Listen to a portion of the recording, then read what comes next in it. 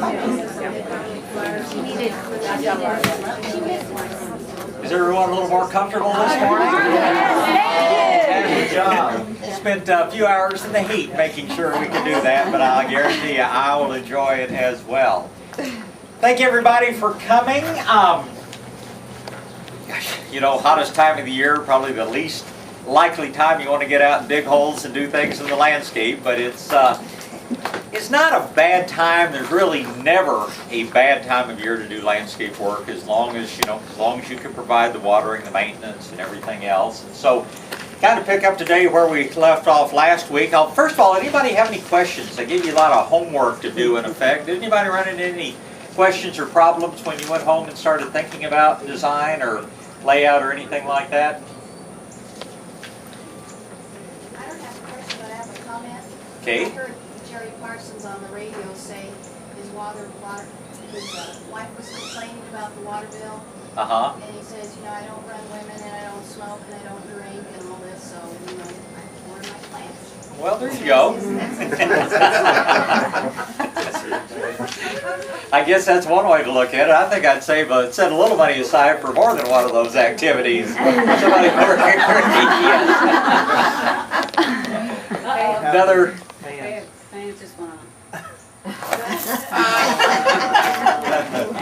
Anyway, fans went off for a second. All right, appreciate it. Don't have the permanent hardwiring in, but anyway, hopefully we'll keep this going. We don't know way to keep going. Teasing us. Other questions? Did somebody else? Yes, ma'am. If you're planting and they have a sprinkler system, how do you know where you can dig a hole? Is there a way to detect? You almost have to dig carefully. Now, I was told by my business partner, I was actually made to promise one time I would never talk about this in public, but there is a way, and I won't say, it doesn't work for everybody, and I'm not going to get into whether you have to believe in it or not. But if a line has water in it, now, like we talked last week about sprinkler systems and how they are done, if a water line has no water in it, I don't know anything to do except just to dig very carefully. But the nice thing is, if you break a water line, I'll take care of this in just a second. Hey, Jerry! When nobody's watching you, but I've done it many times and it works. Take two coat hangers, straighten them out, or pieces of copper wire, heavy copper wire, and bend them to where they're L-shaped, maybe 18 inches long with maybe a little 6-inch handle on it. Hold them very loosely in your hand like this. And so you've got, the two long portions pointing outward like that. And if you walk very slowly across an area, when you walk above a water line, they will do this. Wow. Try it. It works. I had a petroleum geologist tell me that, and I, of course, didn't believe him.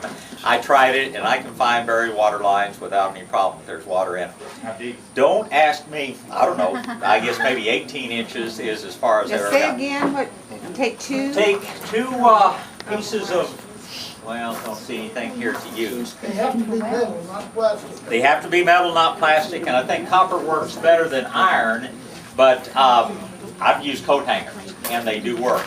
But it's a matter of just balancing them very loosely. You've got these things that are L-shaped like this, about 6 inches long, and you're just balancing them loosely, holding them maybe 3 or 4 inches apart.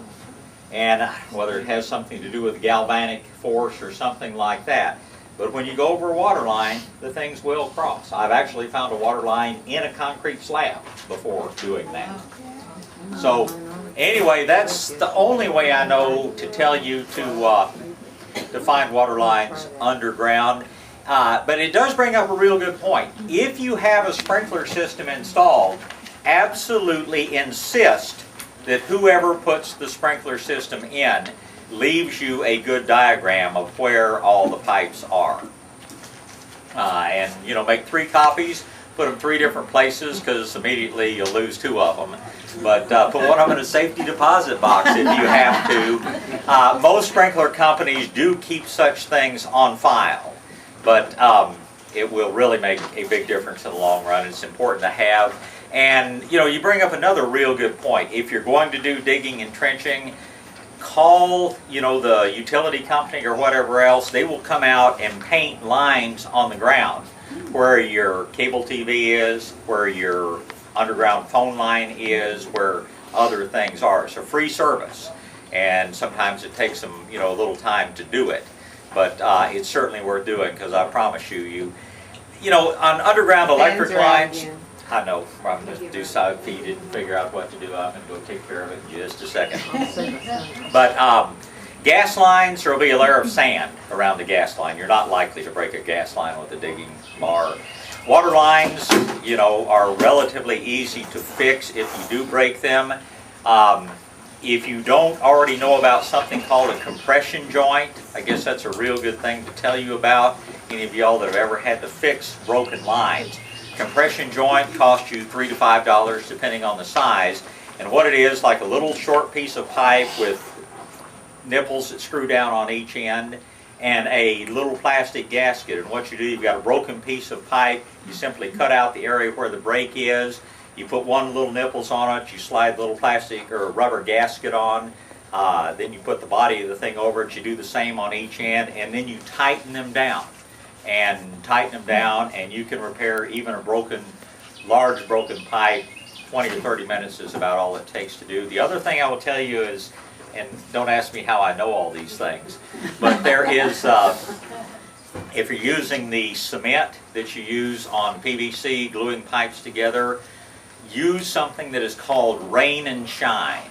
Rain, apostrophe, in, and shine.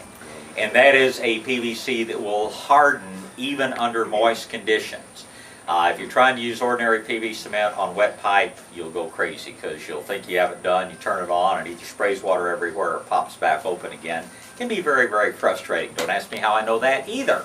But the rain and shine cement is, in my opinion, the only thing to use on water lines to begin with, especially if the water lines are wet. Okay, give me 30 seconds. I don't know what he did. General information that we'll cover a little bit of it later, but okay, good things to start out with. Are there any other questions? Okay, yes, sir. Is it hard to transfer from mountain law?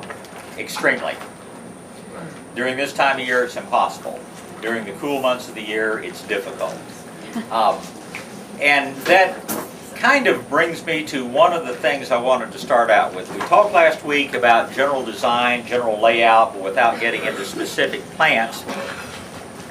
The plant material itself, oh gosh, which order to take this in?